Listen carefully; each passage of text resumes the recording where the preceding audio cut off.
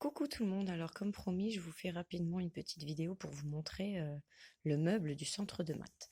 Donc dans la classe, il se trouve au fond, juste à côté de la table qui en début d'année était étiquetée spécialement pour le centre de mathématiques.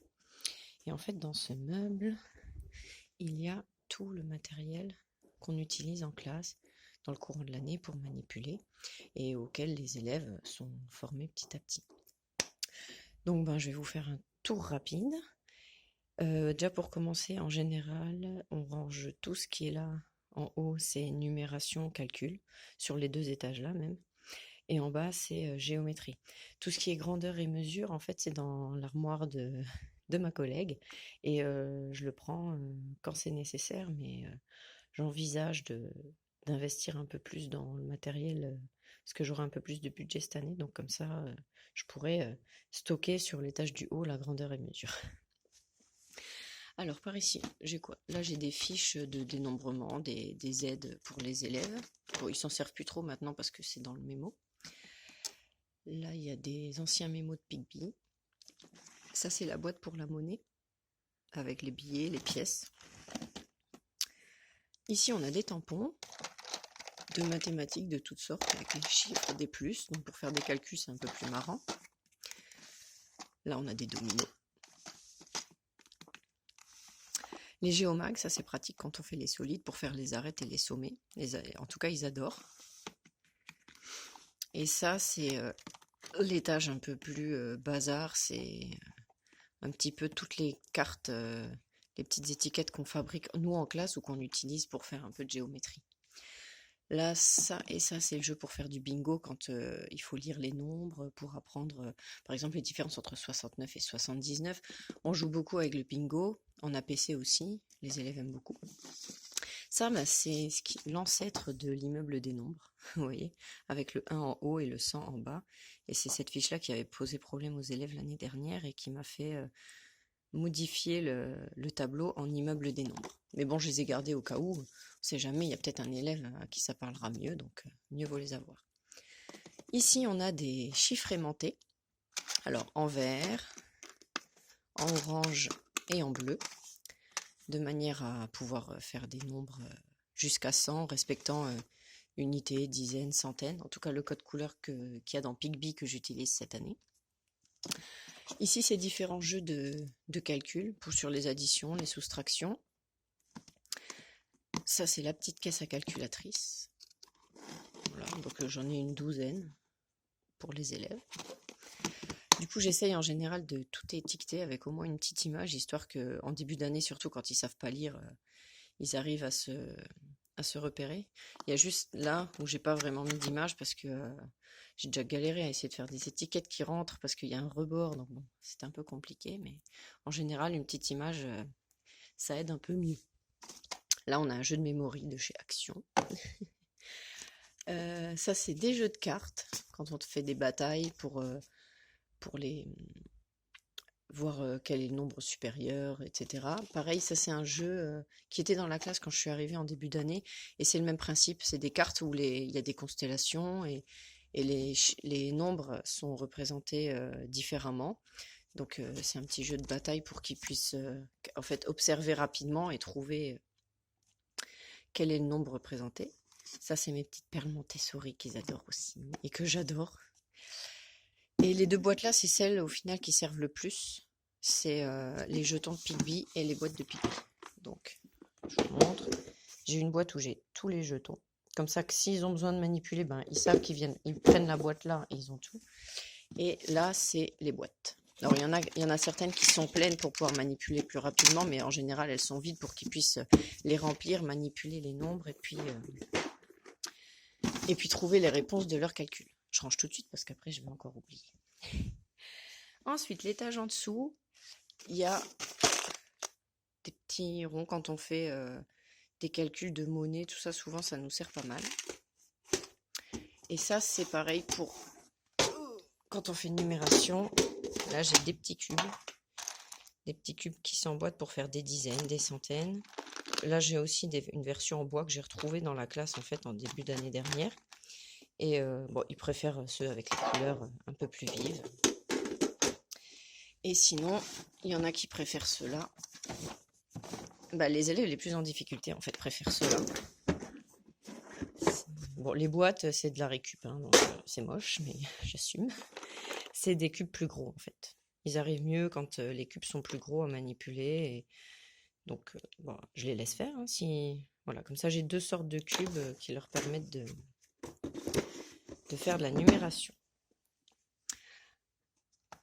Alors ça, du coup, j'en ai des nouveaux, je m'en sers pas. C'est juste des bacs à glaçons. Ça permettait de faire des partages et des choses comme ça. Je m'en servais plus en maternelle. Mais là, cette année, j'en ai acheté des autres et qui sont un peu mieux. Mais bon, comme d'hab, je garde tout, on sait jamais si ça peut servir. Là, j'ai mon stock de paille quand on fait les solides pour faire les arêtes, pour la géométrie. Là, il y a des abacs. C'est les abacs qui étaient dans la classe quand je suis arrivée l'année dernière.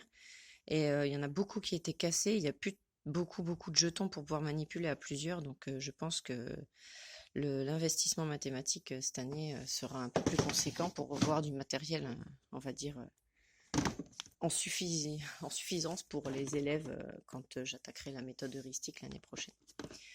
Ça, alors ça, c'est tous mes dés. Dés et jetons. Et je vais vous faire peur. Ça, c'est des dés, bon, des gros dés, des dés de couleur en mousse. C'est pratique quand on fait des jeux collectifs. Ça, c'est ma boîte de dés. Et attention, c'est la caverne d'Ali Baba. Parce que quand je dis que j'ai plein de dés, j'ai plein de dés. En fait, cette boîte-là, je l'avais constituée quand j'étais en SECPA. Parce que les élèves en SECPA sont très en difficulté.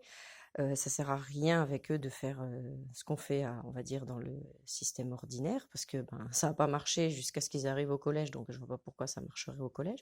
Donc il fallait trouver des autres moyens. Et donc, avec des collègues de SECPA expérimentés, avec qui j'ai beaucoup discuté, elles m'ont conseillé d'investir dans du matériel un peu différent. Et donc, j'ai investi dans ces dés-là. Alors, j'en ai différents. Là, j'ai des dés à 10 faces pour les unités. Pour les dizaines, pardon. Il y a les centaines. Alors, les centaines, je ne sais plus pourquoi, j'ai 2 sortes de couleurs. Je crois que je m'étais plantée dans la commande. Donc, du coup, j'ai des verts et des jaunes. Ça, c'est encore des dés à 10 faces, mais de différentes couleurs. Il y en a des pailletés, il y en a des pas pailletés. Ça, c'est des dés qui vont jusqu'à 12, je crois, si ma mémoire est bonne. Voilà. Ça, c'est des dés ordinaires. Ça, c'est 2 jeux de dés sur des dinosaures et des chauves-souris. Ça permet de travailler la multiplication, ou en tout cas l'addition réitérée. Et c'est vraiment des jeux sympas. Là, j'ai des dés pour travailler la monnaie. Donc, avec les centimes, les euros. Donc, pareil. Ça change un petit peu de juste avoir une fois qu'ils ont compris les billets, ils peuvent faire des petits calculs comme ça. Je vais tout casser. Ça, c'est des dés qui vont jusqu'à 20. Oui, voilà, jusqu'à 20. Et là, on va dire pour les cycles 3, j'ai des dés qui font aussi 1000, 10 000 et 100 000. Voilà. Donc ça, je les avais prêtés à mes collègues de cycle 3 pour qu'elles puissent manipuler avec leurs élèves en APC, et ils avaient vraiment aimé. Et donc ça, c'est tout mon stock de jetons pour quand on fait des lotos. Voilà, j'en ai de toutes les couleurs. Alors, faudrait que je retrouve, si ça vous intéresse, le site où j'avais acheté tout ça. Mais je dois pouvoir vous retrouver ça là, comme ça ne me revient plus. Sinon, je sais qu'il y a un site français, je crois, c'est Tout pour le jeu, que j'ai vu sur Instagram qu'il y en avait beaucoup qui avaient acheté sur ce site. Donc, allez jeter un œil, je pense que vous pourrez trouver tout ça. Et ça, c'était le premier stock de jetons que j'avais acheté pour dépanner quand j'en avais besoin en urgence, quand j'ai démarré en SECPA. Donc ça, c'est une vieille boîte à vis de mon père qui, vous voyez, a une belle deuxième vie dans ma classe. Là, j'ai une boîte de jeux de numération spéciale CP. Donc ça, c'est des jeux, on va dire, clés en main, quoi, que j'utilise en APC. Et que les élèves adorent vraiment, vraiment beaucoup. Donc c'est de chez Hatier. Et vraiment, il y a un bon stock de petits jeux pour travailler la numération en petits groupes. Donc du coup, c'est pratique à la fois pour l'APC, pour les centres, etc. Et il y a beaucoup le matériel, il est prêt. Il y a juste, on va dire, à le plastifier. Et puis c'est parti, quoi. vraiment des jeux très sympas. Alors, attendez, je peux vous faire un petit tour rapide. Là, ça c'est l'ensemble des jeux. Donc il y a le Coximax, les puzzles, la bataille des félins, les ballons, Pimpon et le nombre secret. Et en fait, voilà, pour chaque jeu, il y a les apprentissages visés et il y a même écrit à quel moment dans l'année on peut l'utiliser. Donc ben voilà, celui-là, je l'avais vraiment acheté pour avoir quelque chose, des jeux sympas pour démarrer. Parce que les maths, ben, franchement, c'est pas mon truc depuis toute petite. Enfin, c'est pas mon truc. Au final, j'en sais rien, parce que depuis que j'ai lu le livre de Monsieur Pinel, je me dis que peut-être il y a une mathématicienne cachée en moi, mais bon, j'en doute quand même fortement, parce que à l'école, c'était pas facile les maths pour moi. Alors voilà, j'ai envie vraiment de m'améliorer pour que ça soit pas la même galère pour mes élèves. Et ensuite ici, c'est plus donc le dernier étage, la géométrie. Alors là, j'ai tout un classeur avec des tangrammes. Donc j'en ai un vieux qui a servi à ma mère pendant sa jeunesse, qu'elle m'a donné. Et là, voilà, j'ai des pochettes avec des tangrammes individuels. Et j'ai même, bon, c'est du CE1, mais franchement, c'est des modèles c'est un livret de tangrammes qui, avec plein de petits jeux, des petites fiches pour découvrir, etc. Et ça leur plaît bien, même au CP. Même si c'est étiqueté CE1, franchement, ça leur plaît beaucoup. Là, il y a un jeu de, on va dire, construction qui s'appelle Architecte. Alors celui-là, je ne connaissais pas, il était dans ma classe quand je suis arrivée. Donc en fait, il y a des fiches et il y a des formes. Je vous montre ça. Voilà, et donc les élèves, ils doivent reconstituer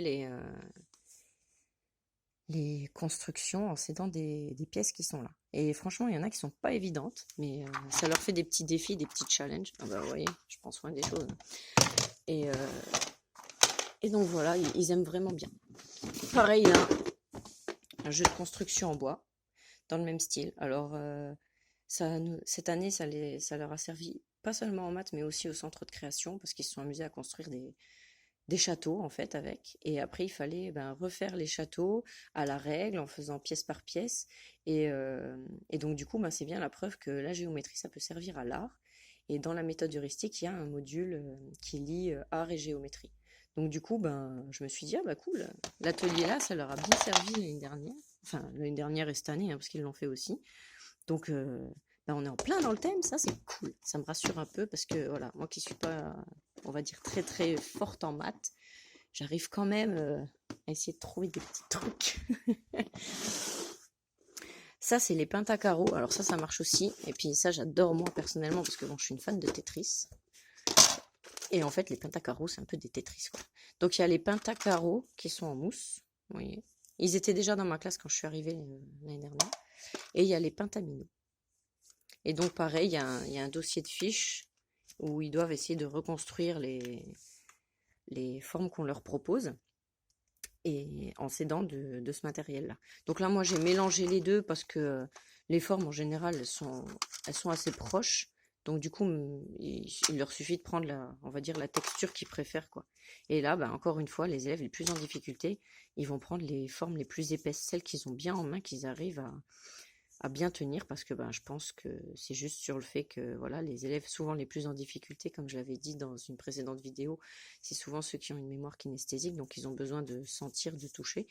Et directement, j'ai remarqué qu'ils vont vers les pièces les plus épaisses, qui sont les pentacarreaux.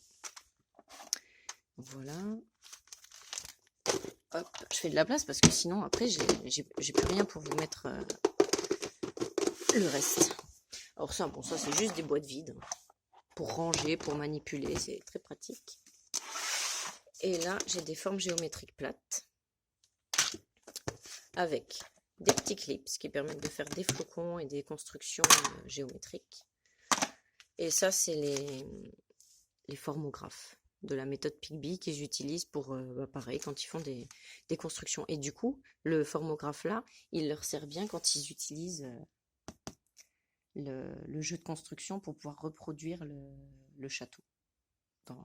Je crois pas que j'ai de photos de quand ils ont fabriqué les châteaux, mais voilà. En tout cas, le formographe les a bien aidés à réaliser ce travail-là.